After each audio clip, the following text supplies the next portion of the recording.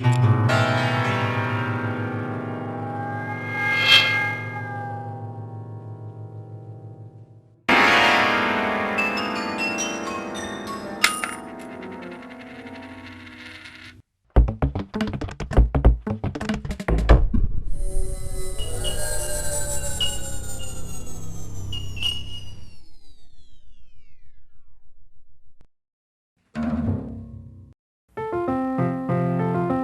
come from the Fibro House suburbs, where a piano in the front room was a sign of respectability. My family set me to operate it. I kept the front window open so others could suffer with me. I started to study the piano when I was 7. When did you start to play it? Not for another 2 years.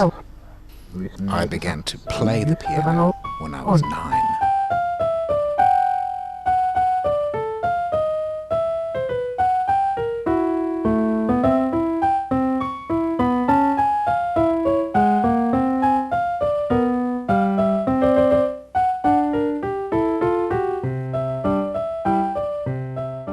I showed no particular talent for pianism, and like many children of the 50s, who practiced alone, without a chance to make music with others, I soon grew bored and gave up.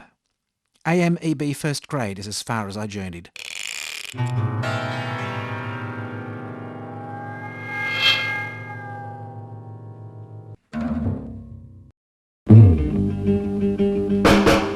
Then puberty and the 60s struck. Now came my chance to make music with others and to wear white shoes.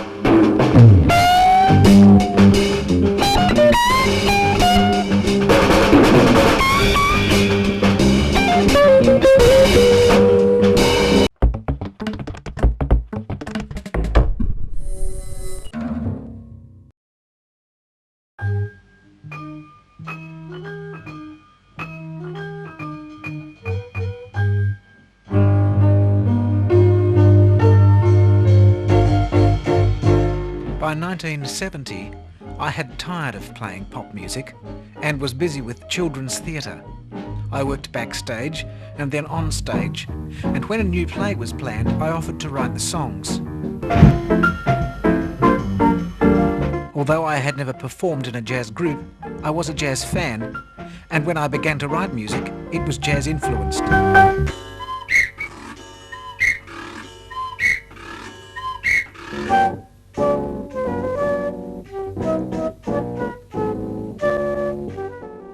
I joined New Theatre, created incidental music for their plays and reviews, and then wrote and directed a couple of my own works for children.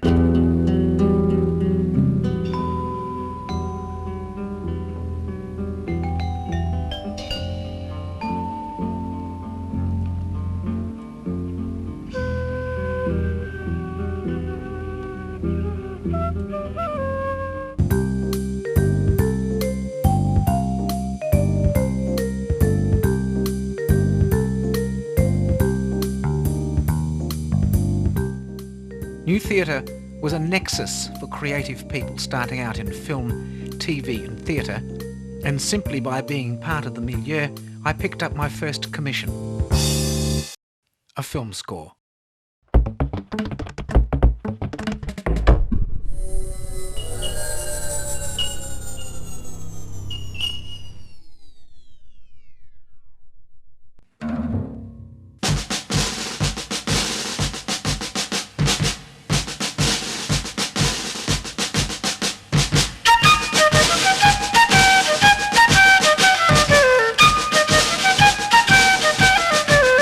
The movie was Garbo, written and directed by Chris Noonan, who was destined one day for Babe and a swag of Oscar nominations. The composer brief terrified me. So did writing the score and parts. I got some notation wrong, but what the players didn't understand, they faked anyway. Come on. Go way back. Way back. Go on.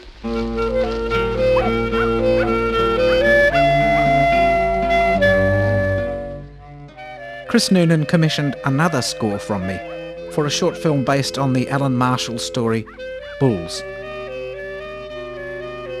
Garbo had been a comedy, but Bulls was subtle, a moody piece of spare dialogue and evocative photography.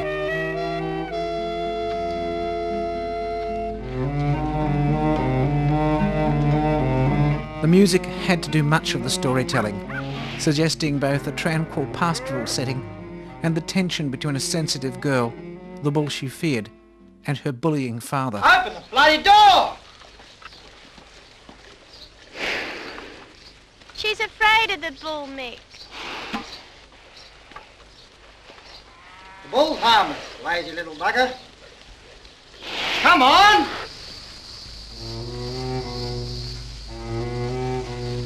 Chris Noonan's brief for Bulls was just as tight as the brief for Garbo.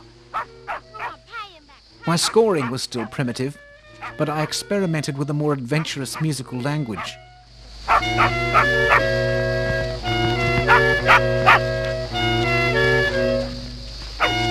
Get him! Get him! Throw him!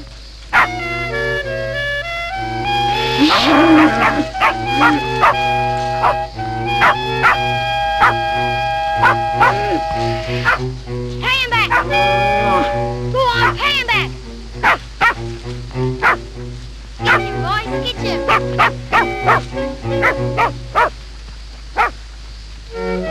boys, no him! Get him!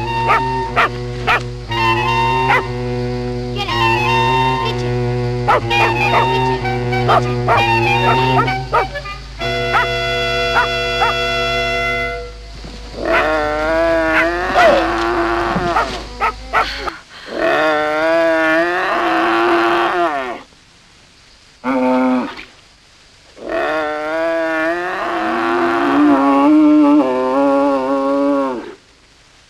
The small ensemble, all the film school budget could afford, was 2 clarinets and a cello, with myself on guitar. We recorded the music inside a sound stage using a portable Nagra deck and 2 microphones. The clarinetists grumbled mildly about my strange choices of key, but what did I know? What happened to your father at this point? At this point, I think my father must have gone slightly out of his head. With his creative career just beginning to take off, he decided to become a primary school teacher and disappeared into the bush. He virtually composed no music for the next 15 years. On the other hand, if he hadn't done that, I might not exist.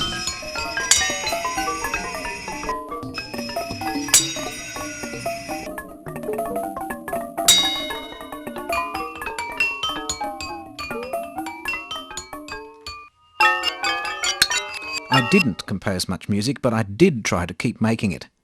I sang with my students, I joined a choir and the local theatre group, where eventually I wrote an award-winning 1-act play.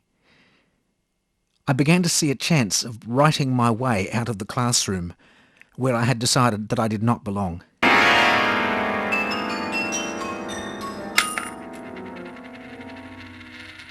By 1984 I was back in Sydney, sane but tired of teaching.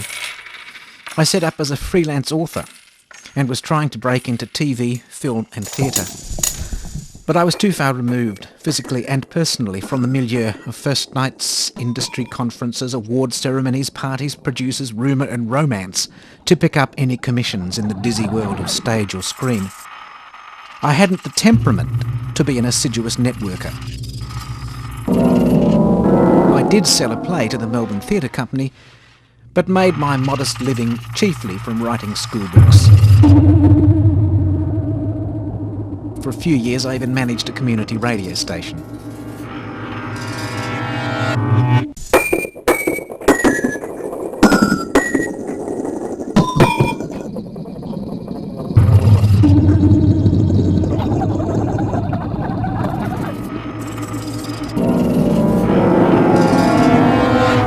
My return to composing was almost accidental. Because of my lack of formal training, notating music had always been laborious for me. I could not easily imagine musical sounds as dots on a score. A friend gave me a piece of software called Deluxe Music Construction Set. I could hear the music as I entered it into the computer. Now I began once again to compose.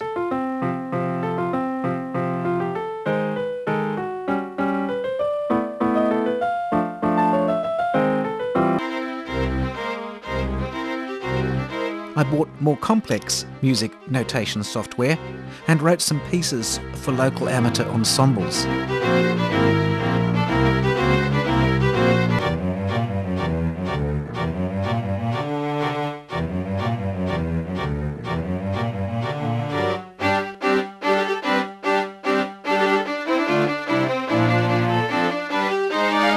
My scores looked prettier, but my notational skills were still poor, and I wasn't at all satisfied with what I was writing.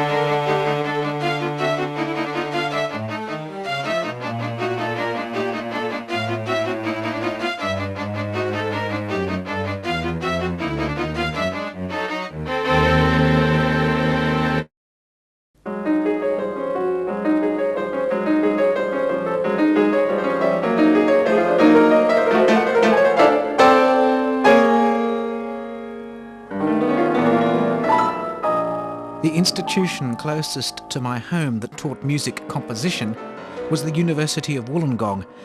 I began my studies there in 1996. For the next 4 years, I studied theory and composed new works.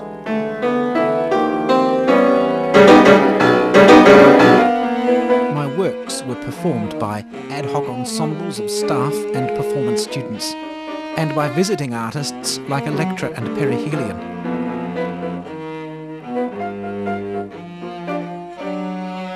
My real dad rides a motorbike. He has a black jacket with a skull and a silver earring like a knife. My real dad plays football. He's really fast. He can get the ball up anyone and crash out and get a wheel.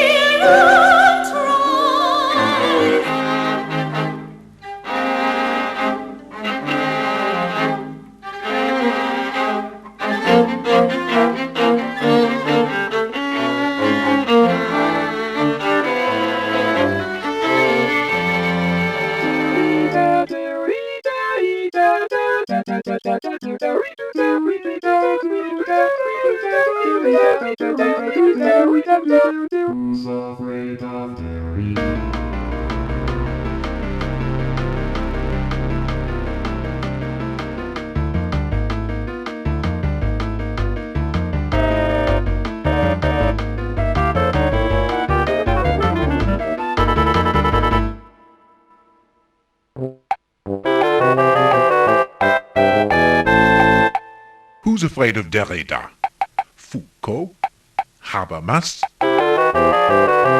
Jamison, Gustave, or Baudrillard?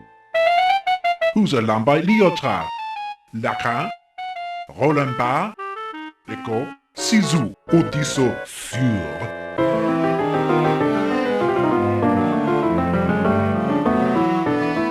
I hurried on into an honours year.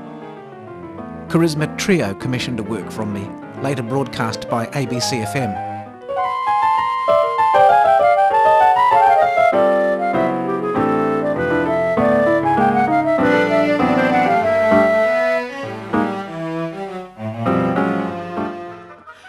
I won the Sydney Symphony Orchestra Composer Dialogue for 1999 and wrote a short work for woodwind, brass and percussion for the SSO Schools concerts.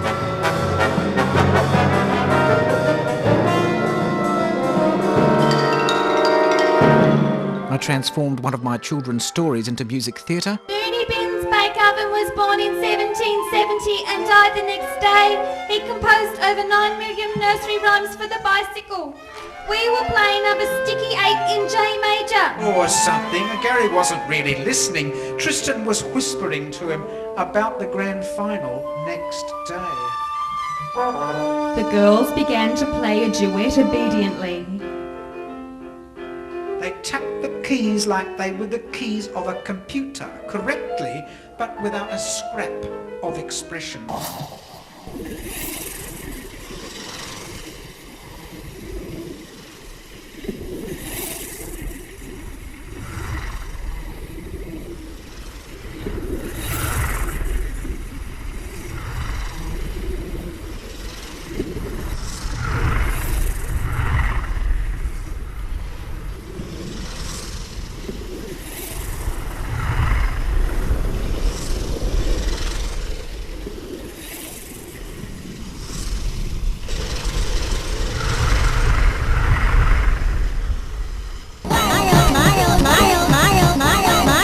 And composed, I also installation composed.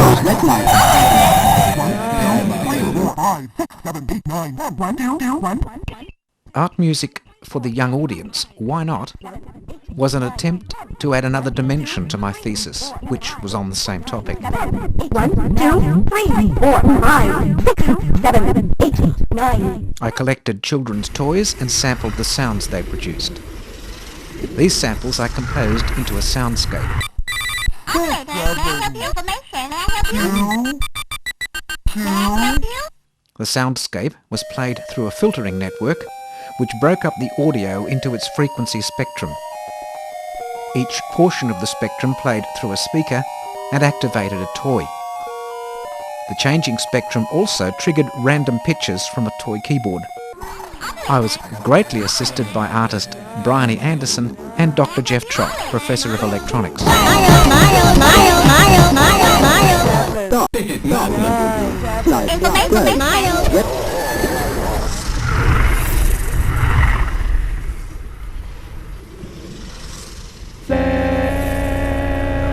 I went back to writing school books.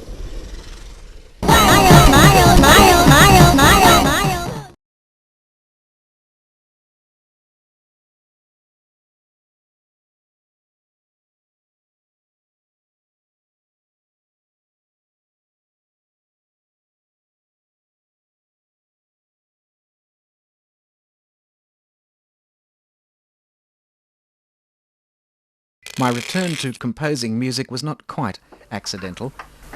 I made a short film to amuse some friends and composed the soundtrack.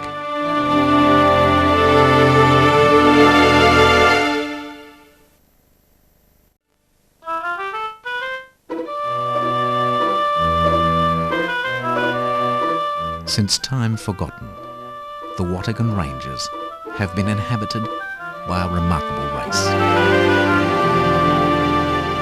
Remote, reserved, revered, almost regal.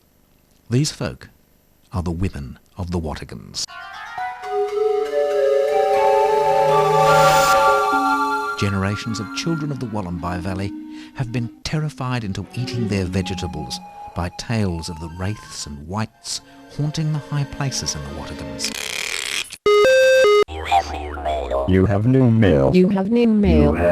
Encouraging emails from other musicians made me think about returning to study. I created some new works. To begin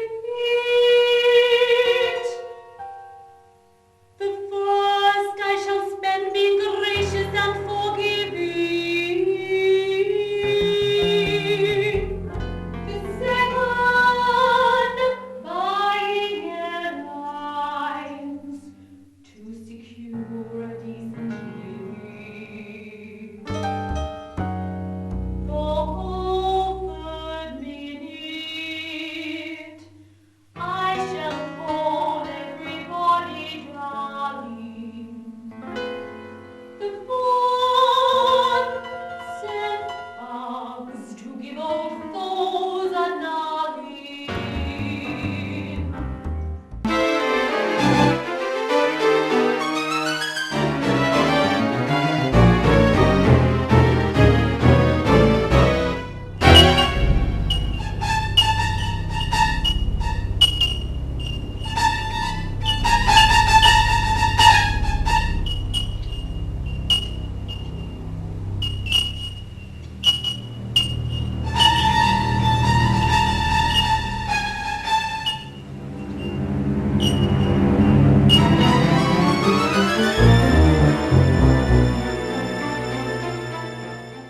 one time I got back to composing.